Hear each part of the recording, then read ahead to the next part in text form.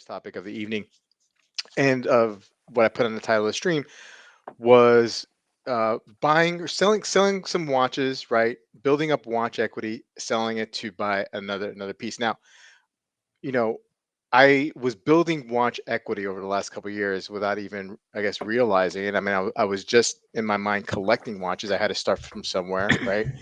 And finding my way, going through the affordables and whatever YouTube told me to buy, to finally developing a certain taste for certain types of watches, and building a collection that way.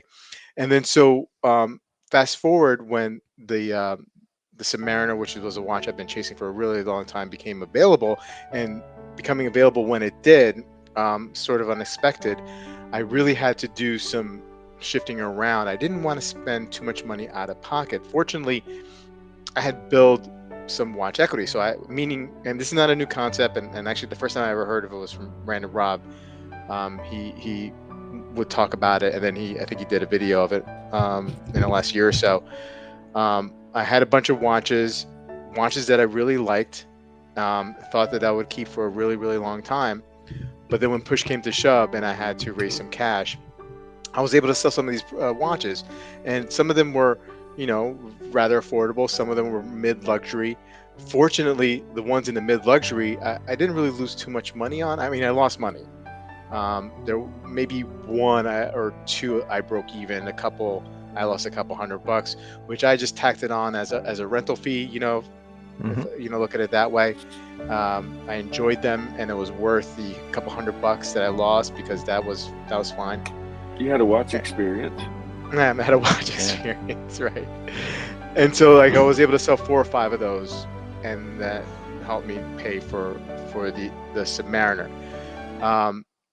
So, guys, I mean, at this point, I mean, is that a strategy that you have used? I mean, I get it. Day one, when you're collecting, you're not going to be able to do that because you haven't gotten to that point.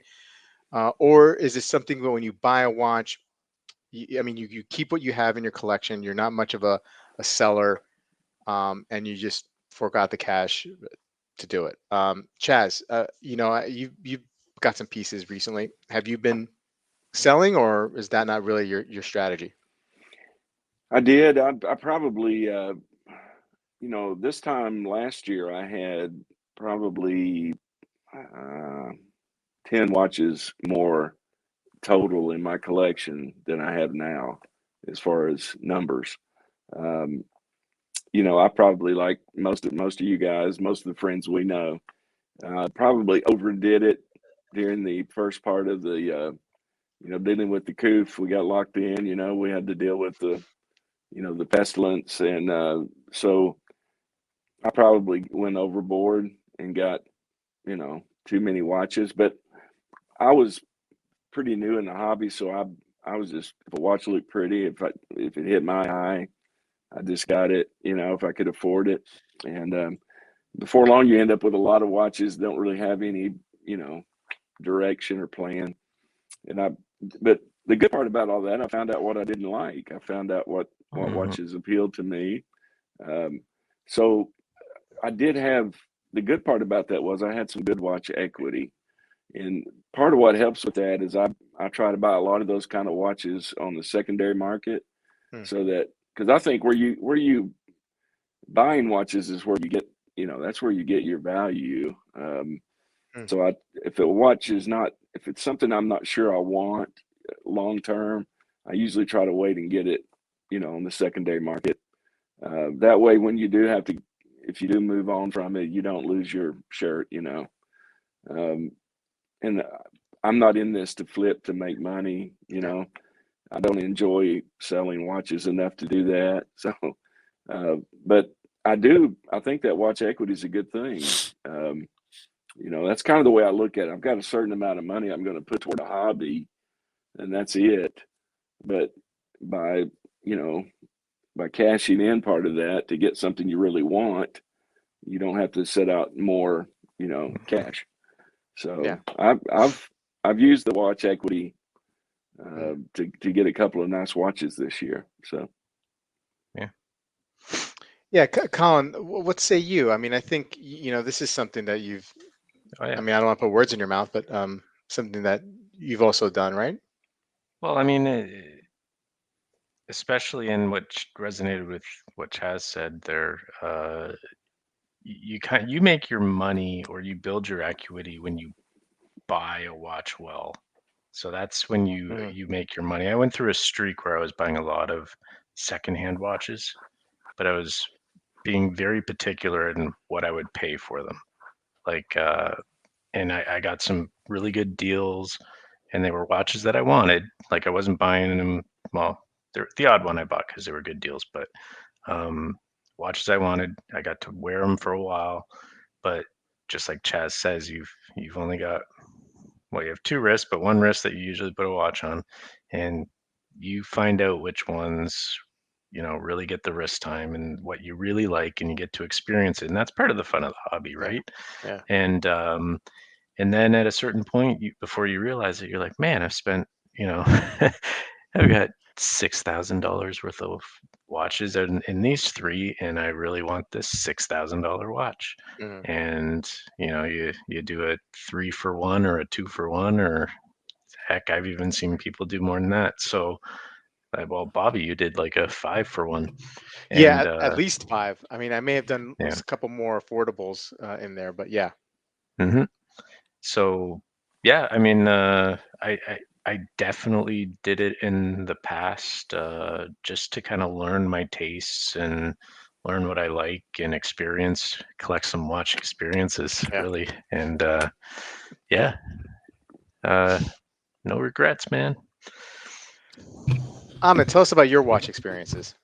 Yeah, I think that trading up or selling to get a more expensive watch has been a way to like sort of fool myself into thinking I'm not spending as much on watches as I am, you Yeah. know, and either to have it not seem that way to me or have it not seem that way to my wife or both. But you when you trade up, you're not spending as much, right? And so Yeah. if you Right. trade a $5,000 watch for an $8,000 watch, you're it's like buying a $3,000 watch, right? Instead of buying an $8,000 watch.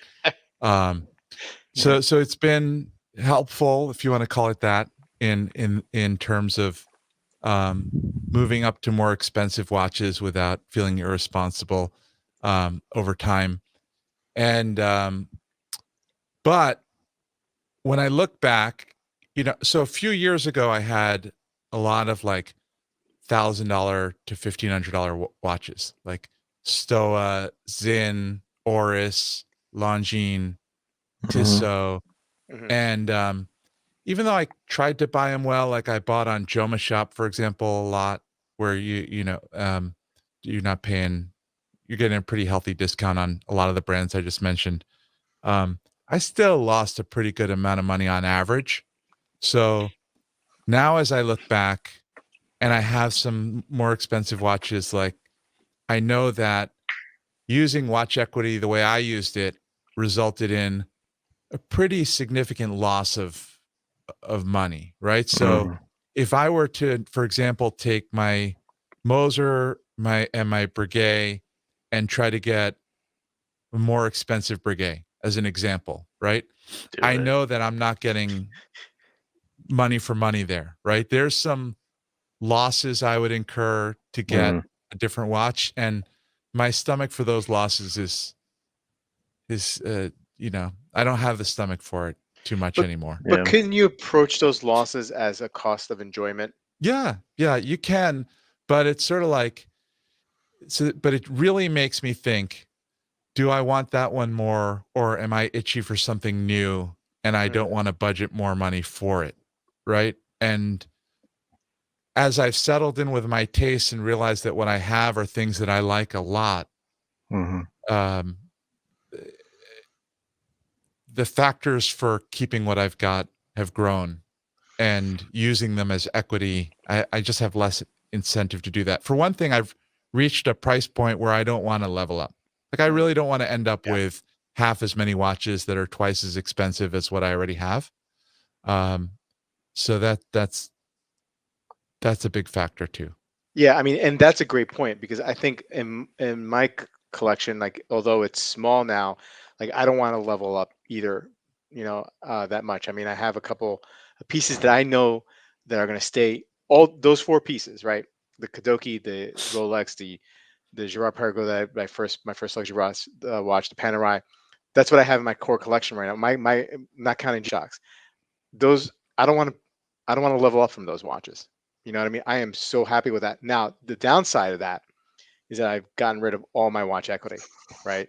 So Mm, now, like going forward, I have to be yeah. really calculated about what I'm going to get, and I make sure that I have, the cash Yep. for it. So that's the one downside of using all your watch equity. It's Right. gone.